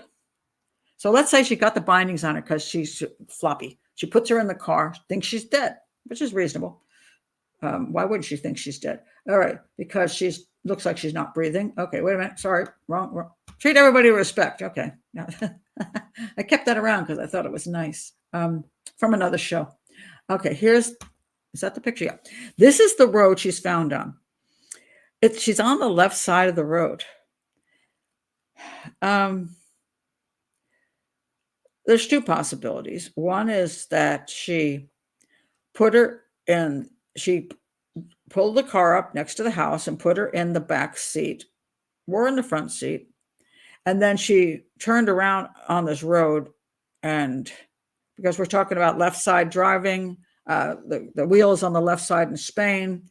So it's the people drive on the right side. She could have turned around, come down the right side of that road and stopped the car and got out and just pulled her out of will be the right side of the car. The other possibility is that she just pulled up on the left side of the road because it was a country road, and she just got out and pulled her out of that side. Really, it doesn't make too much difference. But look where the location is. It's right there on the side of the road. I mean, I'm going to say if you have any strength, you're not going to leave her where she's going to be seen right there. I mean, that's ridiculous, except that she doesn't have that strength. So all she could do was drag the child, just get the child out of the car, and that's as far as she could get her. That's why I think it's Rosario alone, because if the father was involved, two of them could have carried her much more easily. He could have carried her alone much more easily. But if you just got Rosario, she's only doing what she can do, and that's just pull her over, just get her out of the car. Then what? Now, when did she get asphyxiated, you might ask? Did mom purposely asphyxiate her? Did mom tie her up, which makes no sense if she's comatose, and then put a pillow over her face? Or did mom think she was dead or was removing her? Now, what happens is when you remove somebody who is comatose, depending on what position you put them in, they can easily get positional asphyxiation. In other words, something, in a bad position, you can't get air in, or, the person's supposed to be dead anyway. So, you might put something over their face because you're trying to cover them up in the vehicle. So you put something on their face and they suffocate because they're hardly breathing anyway. I don't even know whether the coroner really knew what he was doing, but anything could have happened. She could have covered her in the car with a blanket and then that suffocated her at the last, as she was driving to this location, because she thought she was already dead. Remember, Rosario is a mess. So don't think that, she's necessarily thinking straight when something went wrong in that farmhouse. The other possibility is when she got to this location, because of this strange position, I like that comment that maybe somebody didn't want her to have bindings on her when she was found. And a parent might do that. She can't do that. And the strange way she looks here, this is what it looks like to me. If I were Rosario, I got her out of the car, and now she's there like this, because that's helped me get her out of the car, into the car and out of the car. Now she's like that. And it just hurts me, because this is a daughter I love. Mind you, this is why I say I don't think it's a premeditated crime. I don't think they wanted to murder her. I think something just bad went wrong in that house. I don't know how it happened. I can't prove anything, so it's not worth trying to figure it out. But my daughter's lying there bound up now. So I take those things off of her, toss them aside. And I want to hold my daughter in my arms one last time. So I roll her body to me and I hold her and I rock her. And let me tell you, if she's actually not totally dead and you put her face in your shoulder and hold her like this, you may just suffocate her right there. And then when you're finished, maybe she heard a car at that point, because these things were left on the side of the road. The bindings left there is stupid. Who leaves the bindings there when they match something in your house? Why not just take the bindings with you? I think because she heard noise, perhaps she thought somebody was coming and she panicked, and she then dumps her daughter and runs and jumps in the car and drives away, leaving her daughter looking like that with the bindings nearby. And then she goes home and she tells her husband, I can't find Asunta. I think her husband did not know. I think he did not know what had happened at that farmhouse. I think he really truly thought she disappeared. I think that's why he said, we got to go to the police right away. She had to tell her husband she wasn't there. She didn't want her husband to know. She wanted her husband to think something else happened. But I don't believe Rosario was thinking clearly. I don't know what condition she was in. Remember, she's got mental issues. She's got drug issues. I don't know what happened to farmhouse. I think Rosario lost it. Something happened there. And whether her daughter chucked down the lorazepam to show her mommy, or whether she put something in a glass, and I don't know. But something went wrong here. And I think she went home and told her husband, she's not here, hoping that it would never come back to her at that point. And I think that's why she was in shock. And her husband, when he found out his daughter was dead, freaked out and started crying, because if that's what happened, according to Netflix, because he didn't know. Now, he said to the end, I didn't do it. And he never threw her under the bus, mind you, he didn't. And I think he's because he had an obsession with her. I think he had an obsession with Rosario. I think he loved her in his own strange way and always wanted to be with her. And I think he hoped the appeals would work and she'd get freed, and then they would be together. I think he was an unrealistic, controlling, and obsessed human being. And I think she was a mess, and she was a drug user, and I think she had drug addiction. I don't think they murdered their daughter, murdered their daughter, because I think they loved her. I see no evidence whatsoever that these people did not love their daughter. I just, I don't buy it. I think they both had emotional problems, serious problems. And she got caught up in the middle of the nightmare. And I think the mother killed herself because she knew she had done something terrible one way or the other. And I think he's still saying he's innocent, because I think he probably is, although not totally, in the sense that he contributed to the disaster of the family in his own very controlling, messed up way. But that's the closest I can come to what makes sense to me as to why Asunta ended up on the side of a road.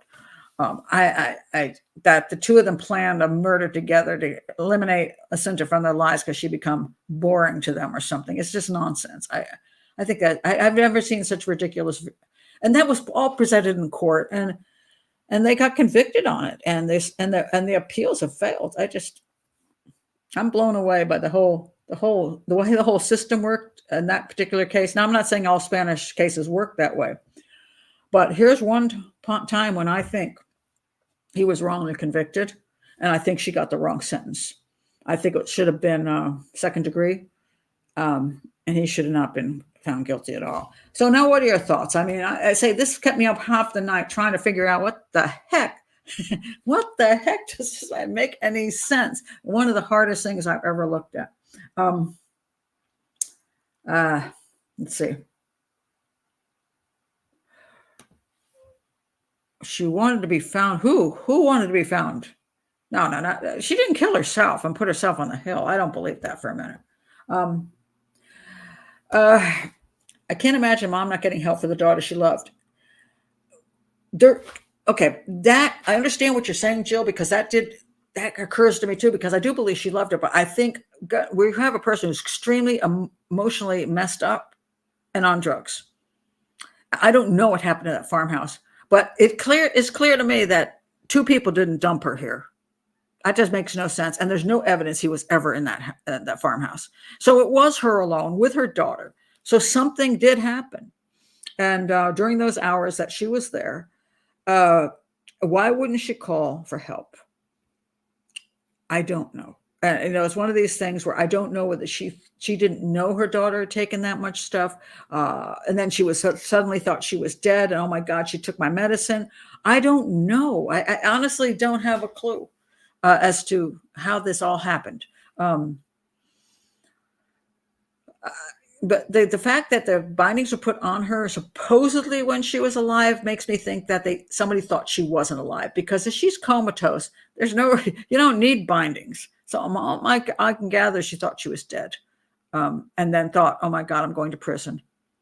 I'm going to go to prison for sure, and I'm going to do a self-preservation thing. I'm going to lay her on this hill and go home and claim she was kidnapped. I mean, people do that. It's not that, the first time we have heard somebody trying to save themselves in a situation. But, and I don't know how drugged up she was at the time. I don't think they did drug tests on her, so I don't know what her situation was. And she was not, I believe lorazepam wasn't the only thing she might've been taking. So there's a lot of missing information that I didn't think Netflix covered. That's why I kept looking for police reports, autopsy. But when I went to the Spanish book, I found out with whoever wrote that book was just, it sounded like it was pretty bad. I couldn't follow it, not because of the Spanish, but because it just went all over the place. And it was like, what is this? I mean, can we focus on something? And it wasn't focused on, and so I couldn't get the information I wanted to get. Which was very frustrating. Let's see. Oh, shoot. Prozac as well. Okay. As I pointed out, why was the twine needed? To move a body that is hard to move. This is to me the only thing that makes any sense. Unless you're, only thing. Bodies are very hard to move when their limbs flap around. So that has been used. Rope and twine has been used to tie up a body so that you can move the body. That's been done many a time. Usually you find the person with the twines, the stuff was still binding them because they don't really care to take it off, because they don't care about that unless they're trying to take away the evidence. So you don't find the rope that they bought at Walmart,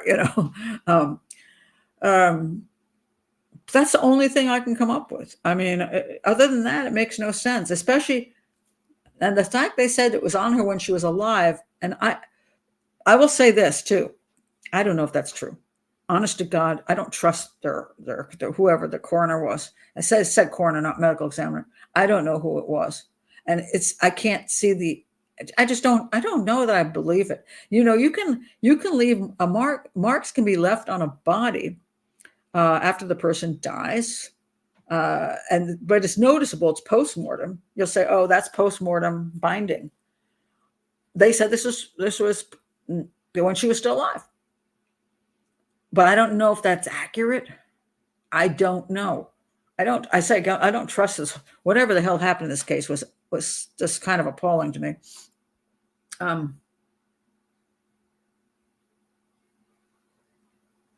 Let's see.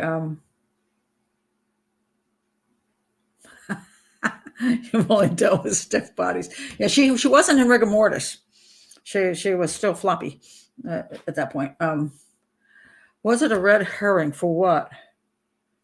Like to try to pretend it was something else? I don't think so, because it was taken off the body. I don't think so. Whatever happened in that farmhouse, all I can say is it seemed to me like a catastrophic, just desperate screw up. It's if you had time to think about things, you would have done things way differently. You know what I mean? It just doesn't. So body wasn't hidden. It wasn't put in a place where you couldn't find the body.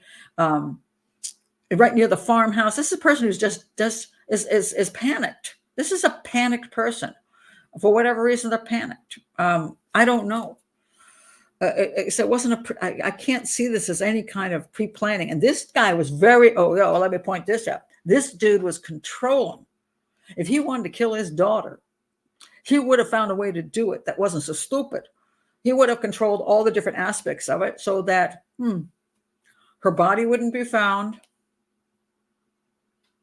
Like maybe the McCann case. There you had a controlling person. Now, I believe, the evidence points to an accidental death in the McCann case, but you had a person who was trying to cover up. But he was a very controlling person, I believe, Jerry McCann. Now, if he was involved, I believe that he had to do something quickly. He didn't have much time to think, but he would deal with it. I think he would have dealt with it in a more clever way because he was very, very particular about things. I don't think he would have just dumped her on the side of the road where she would be found immediately. He would have made sure that there was no rope lying around in the old farmhouse. I don't think he would have done the things that we see done. But she was a mess. She was a mess. And I think, something went terribly wrong and she panicked.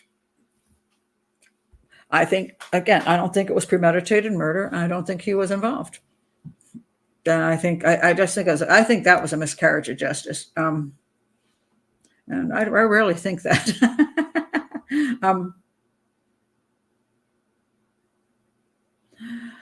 Well, again, the concept that she was trying to kill her daughter, so she was giving her drugs over time, and then she purposely killed her daughter at the farmhouse.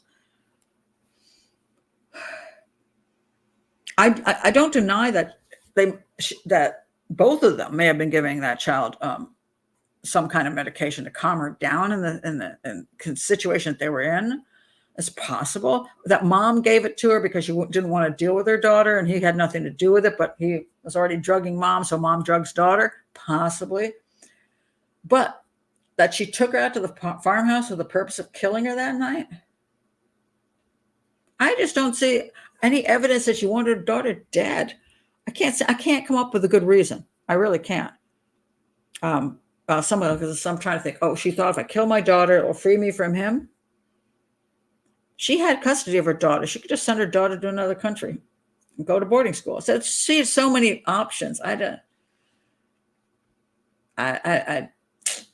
she wanted him for drugs anyway. So, I don't know. And he was doing a good job taking care of Asunta. So, it's like, I can't come up with a good reason why she wanted to kill Asunta. And that she would have done it in that way either.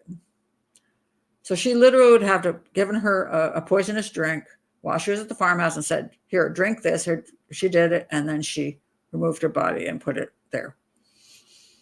Let me think about it. Okay, I'll give you this.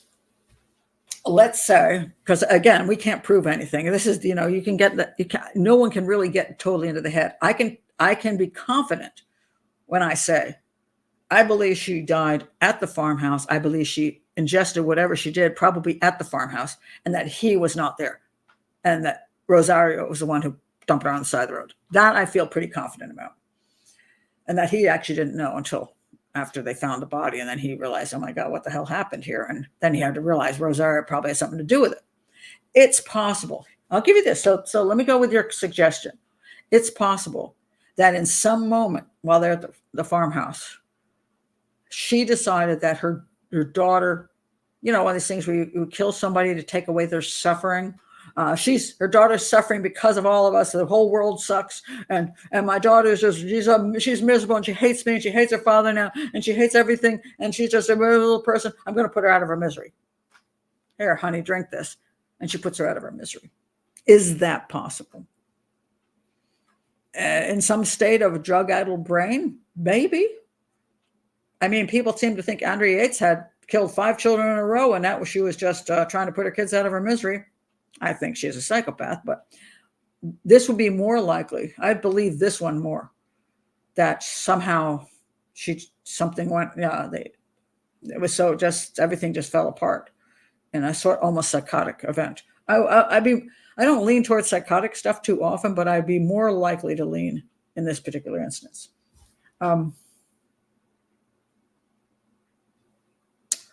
Mary Death. Well, she killed 9 of them, so it was kind of like she probably done did it. Um, that's. I don't know if mom accidentally killed her. She killed herself. Mom did it on purpose. I don't know, but yes, I think she died at the farmhouse. And then mom's like, I don't know what the hell to do. Uh, this is this is possible. She OD'd herself using her mom's drugs. Maybe she was freaking miserable. Maybe she was mad at her mother and went scuffing off. And mom's looking for some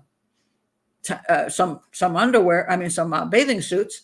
And she got into her mother's purse and she's chucking down the lorazepam because she says, "Screw you all. Screw this whole damn thing." And her mother comes and finds her unconscious on the floor. And oh my God, she looks at the bottle and realizes she took all the lorazepam. And now she looks like she's dead.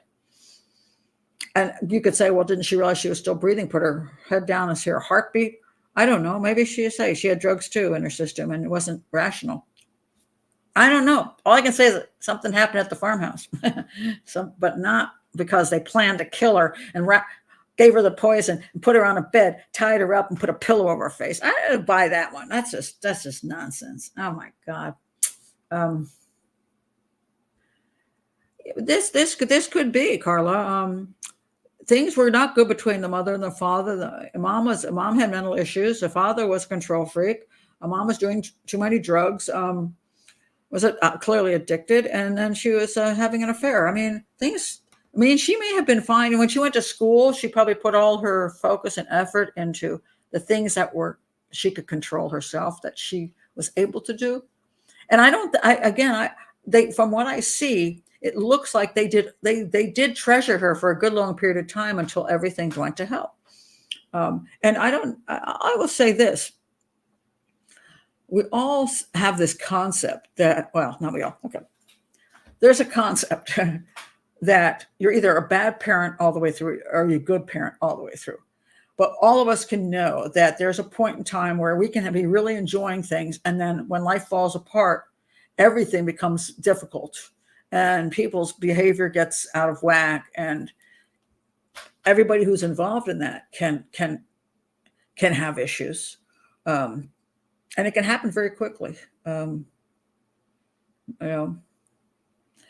things things go bad. And you hope you can overcome those things, but they had a whole lot of things go bad. Now, some of it was her own damn fault, mind you. But I don't know what her lupus state was, whether she was exhibiting, having a lot of issues with lupus.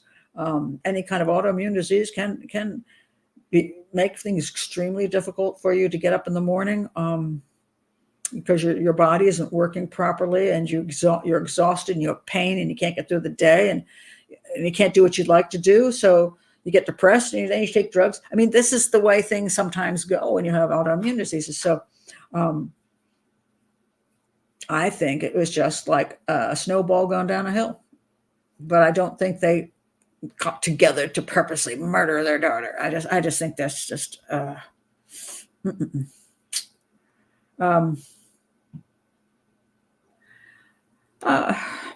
well, if she was dead at that point in time, what else is she going to do? And what do we mean by she didn't love her daughter? She appeared to love her daughter for many years. Now, does love ebb and flow depending on circumstances? Are you able to feel as much at certain times? A lot of people don't love their teenage kids. They're like, I hope I don't kill them. I mean, because they're 2-year-olds too. That little 2-year-old, that little temper tantrum kid. Sometimes kids are unlovable. Sometimes teens are unlovable. It doesn't mean you don't love them, but it means that you're having a hard time showing them that love or feeling that love in you at that moment in time. So I don't know. Don't know.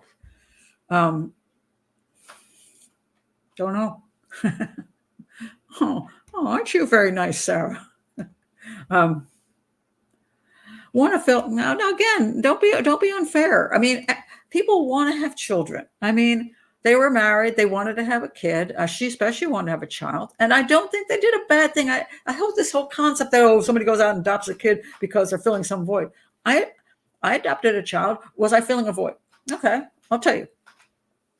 Had my daughter, had my son. My third child would have been my third child.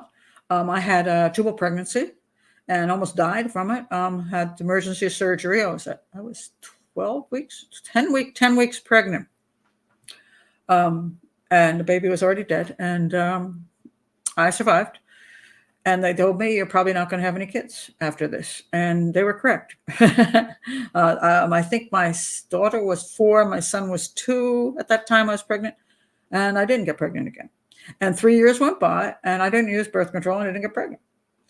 And a friend came to me one day and said, hey, what about adopting this kid? And I wanted more children, and I had this opportunity to adopt a child who needed a home. And I said yes. Did my child fill a void? Well, yeah, I guess because I'd wanted more children. And so what? It's okay. I mean, we filled the void in his life too. He kind of wanted a family. So she wanted a child. She couldn't have one because of the lupus. It was just too difficult on her body. I suppose that's what the doctors at least told her. I don't know if it was true. And so they did a good thing by giving a child a home. And they went out of their way to do it. I think it's horrible to, not you, Kurt, but I think it's just when they go out of the way to do so much work to adopt a child. China had a whole lot of unwanted girls that were tossed there because of the one-child system. So, oh, you're not a boy, so we're dumping you. I mean, these are children who needed families. I don't care where the hell those families came from. You have a couple people who are willing to take a child into their home and give her the life she had, which was pretty fantastic for a good long time. She had a great life. A lot of kids out there who are born to parents, they ain't going to get violin lessons and piano lessons and ballet lessons and a pretty home and be doted on. A lot of biological kids who don't get a chance for that. This child did. So it sucks that things went bad when she was 12. But, you know, let's see.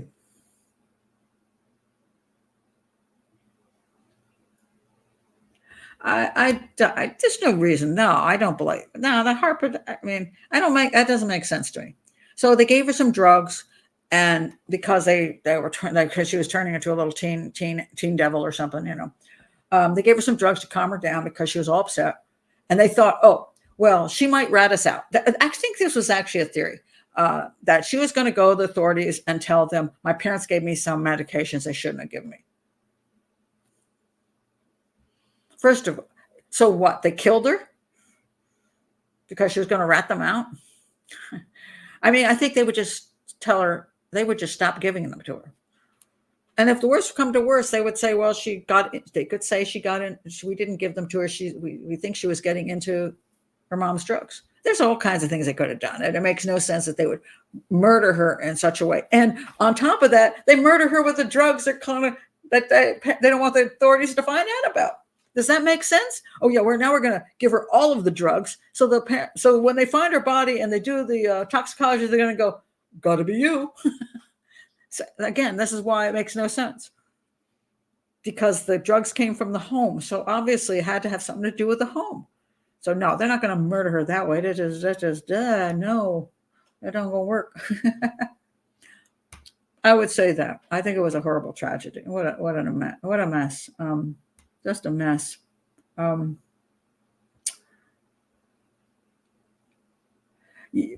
Valerie says, if the dad wanted the mom to be more dependent on him, why would he attack Asunta in July and not the mother? Because the mother would be scared. I mean, I'm not saying this happened because I can't figure out. I don't have the report. I don't have any proof of anything. But he could have wanted to scare the mom into thinking that she was unsafe, her daughter was unsafe, without the help of the dad being there. Maybe she would bring dad back into the home to protect both of them. Maybe he thought that she would be more protective of her daughter than herself. And again, I'm just making this stuff up because I have no clue. I think I already answered. Wait a minute. I already answered that. Did you come in late or what? Because I don't think the mom could move her any further than the side of the road. I think she didn't have the strength to hide her someplace or dig a grave or any of this kind of stuff. I think she just pulled off the side of the road and tried to get her daughter out of the car, and that's as far as she could get. That's why I believe it was the mom and just one person. So Um, and maybe I don't, psychotic break is, psychotic break is, I think that's, I didn't see that, Lila, but yes, it could be a psychotic break because she was on all kinds of she was way overdosed on that medicine. She had, when she went to jail, she was having horrible withdrawal problems and saying, I need my medicine, I need my medicine. She could have had a psychotic break, and she already had a lot of issues. Okay. And taking too much lorazepam will also give you hallucinations and things like that. So yes, I'm okay with a psychotic break in this case. And you know how I'm tough on people claiming psychotic breaks. I don't think Lindsay Clancy, who killed her 3 little girls, had a psychotic break. Why? Because she very carefully planned that whole thing to have her husband go get food. She also looked up, can you fix a sociopath? How to kill my children. She was planning the whole dang thing. I think Lindsay Clancy is likely a psychopath. And I also think Andrea Yates, I don't think she had a psychotic break either. I think she had problems, psychiatric problems, but she planned that so carefully and so methodically killed her kids. I don't think there was any psychotic break there either. But in this case, I think it's very possible because I just can't see any evidence for a premeditated murder or that she wanted to get rid of her kid. I don't see it. So for Pat Brown, who never says anybody has a psychotic break, I'll give her a pass that maybe she did. That was the movie. Don't believe the movie. The movie pushed that. She was cheating with a married man. And in the movie, it showed that she like freaked out because he said, I'm not leaving my wife. And she's like, ah. But they actually had sex just right before the murder. So she was still hanging out. And she said, I always knew he wasn't going to leave his wife and kid. She was having a little bit of a good time. I guess he was, he was good in bed. And she liked the romance of it. So she enjoyed being with him. But I don't know that there's any evidence that she had a psychotic break because he dumped her. I think she knew what the story. I think she knew what was going on. She wasn't going to have him leave.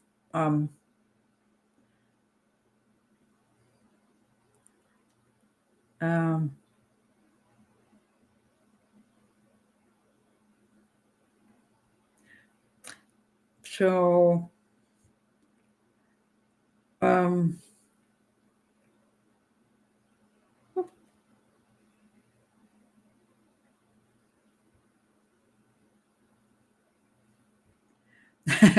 so I think I'm back down to the bottom of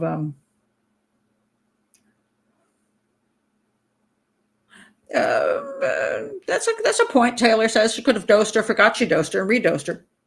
It's possible, and that just got to be too much. It's possible. Maybe Dad dosed her because she was acting up, and then Mom dosed her because she was acting up. They didn't know each other. Dosed her. I mean, that is possible. And Dad, she could just swallow them all herself. We will never know. I don't know that they tried to adopt in Spain. I don't. There's. If I could have gotten that. Well, I don't know that there's. That level of information. It's one of those things I've pointed out. I'd have to go write a book and go get all the records and every single thing that ever existed and pay the $100 for that one book that I kind of liked. But they might have, there's issues in when you try to adopt. I actually did try to adopt with my husband in Maryland, state of Maryland. And they told us that, first of all, I wasn't looking for a baby. I was like, hey, I already got 2 and 4-year-old. I'm okay without a baby. I can take an older child. But my husband was Black and I was white. So they were like, we could only adopt a biracial child. And I'm like, would you put up a paint chip and the kid doesn't the right paint chip? We can't adopt them. It's like, that was their rule. And then they offered us things like, oh, we have 4 children for you, but they have to stay together. I'm like, yeah, I'm not really up for taking an entire family of 4. And so we just gave up the idea because they made it so difficult in Maryland. And then my friend called me and said, she had a psychiatrist friend who was seeing a young boy who had been in foster care for a year, and he was supposed to be adopted by that family, and they decided they didn't want him and sent him back to foster care at Christmas. and it upset the psychiatrist so much. She mentioned it to my friend. She said, "Oh, it's a nice little boy. I wish there was a family I knew of." And she said, "Well, I think I might know one." And she didn't even know we were trying to adopt at any point. It was weird. It was like she had no idea, but she just thought of us. And so we met him, and then we put him for the adoption. And it was much easier out of Delaware. It was so sometimes it depends where you live. It can be so somebody from Spain might be able to say how difficult it is to adopt in Spain. I know, as opposed to from another country. I don't know what the issues are. So